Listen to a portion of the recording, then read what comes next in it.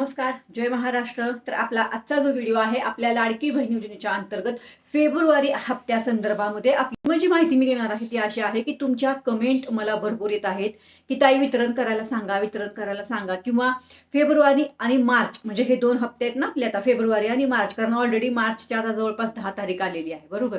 तर फेब्रुवारी आणि मार्च या दोन्ही महिन्याचं हप्त्याचं वितरण एकदाच करायला सांगा असं तुम्ही मला कमेंट करत आहात, किंवा फेब्रुवारी महिन्याचा हप्ता हा वेळेत वितरण करावा तुम्ही अशी माहिती माझ्याकडे देत आहात, बरोबर. पण आता ह्याच्यामध्ये मी सरकारला प्रत्येक वेळेस विनंती करत आहे. मी कालचा एक व्हिडिओ पण शेअर केला आहे बघा, शॉर्ट व्हिडिओ, की सरकारने 10 तारखेच्या आत, म्हणजे समजा आता फेब्रुवारी महिन्याचा हप्ता आहे, बरोबर. तर फेब्रुवारी महिन्याचा हप्ता मार्च महिन्याच्या 10 तारखेपर्यंत वितरण होणं गरजेचं होतं. कारण मी अगोदरही सांगितलेलं आहे आणि आपल्या चॅनलवर कमेंट पण आहेत तशा, की बऱ्याच माझ्या लाडक्या बहिणी आहेत ज्यांनी लोन घेतलेलं आहे, ज्यांना हप्ते भरायचे असतात, किंवा मग कोणी बचत गट काढलेला आहे किंवा बचत गटातनं लोन घेतलेलं आहे, कोणी व्यवसाय चालू केलेला आहे. तर काय होतं ना, हे माझ्या बऱ्याच अशा लाडक्या बहिणी आहेत ज्यांनी ही लाडकी बहीण योजना चालू झाल्यानंतर, जेव्हा त्यांना हे 1500 रुपये मिळायला लागले ना, त्याच्यानंतर त्यांनी हे सर्व काही केलेलं आहे. म्हणजे व्यवसाय आहे, बचत गट आहे, बचत गटातनं लोन आहे, किंवा जे काही आहे ते ह्या 1500 रुपयाच्या आधारावर त्यांनी काहीतरी एक पुढची उपाययोजना केलेली आहे. आता ह्याच्यामध्ये होतंय काय माहितीये का, या हप्त्याच्या वितरणाला उशीर होतोय. कारण अगोदर बघा आपल्याला 10 तारखेच्या आत हप्ता यायचा, त्यामुळं एवढा प्रॉब्लेम येत नव्हता. पण आत्ता हल्ली ह्या 2-4 महिन्यामध्ये आहे ना, आपल्या हप्त्याला काही कारणास्तव, काहीतरी टेक्निकल प्रॉब्लेम असेल, काहीतरी असेल, त्याच्यामुळे आता आपल्याला हप्त्याला उशीर होतोय. तर इथे होतंय असं की ह्या महिलांना खूप प्रॉब्लेम होत आहे, कारण त्यांना मग ऍडजस्टमेंट करावी लागतात ते 1500 रुपये. कारण शक्यतो आपल्याला 10 तारखेच्या आतच कुठलेही हप्ते भरायचे असतात, बरोबर. हे मलाही माहिती आहे.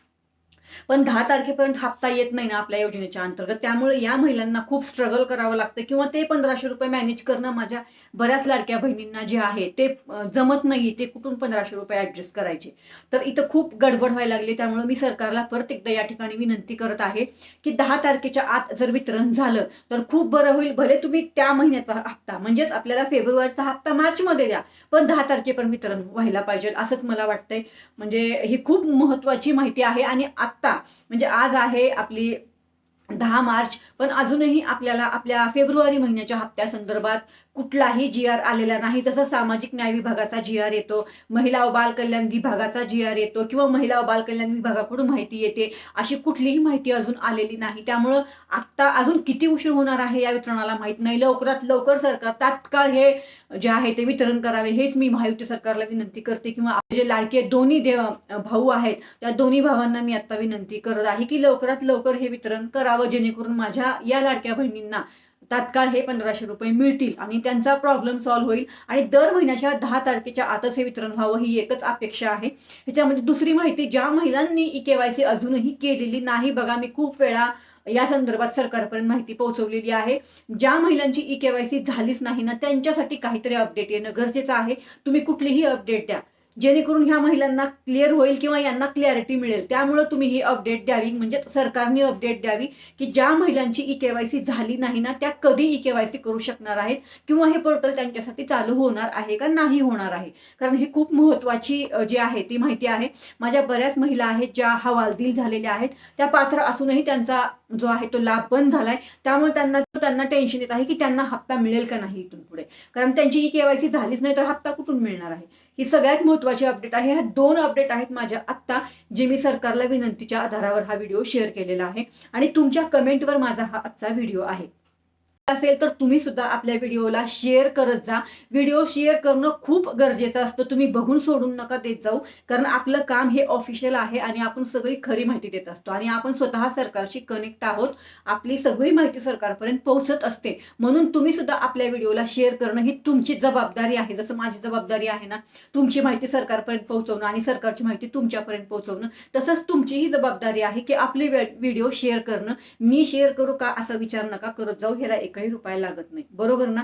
तर नक्कीच आपल्या व्हिडिओला जरूर शेअर करा आणि आपल्या प्रत्येक व्हिडिओला शेअर करा, कारण आपण कुठली चुकीची माहिती देत नाही. आपल्या फेब्रुवारी महिन्याचं जे आहे ते वितरण नक्की होईल, काळजी करू नका. ह्याच्यामध्ये मार्च महिन्याचा हप्ता येणार नाही, ह्याच्यामध्ये फक्त आणि फक्त फेब्रुवारी हप्त्याचंच वितरण होईल.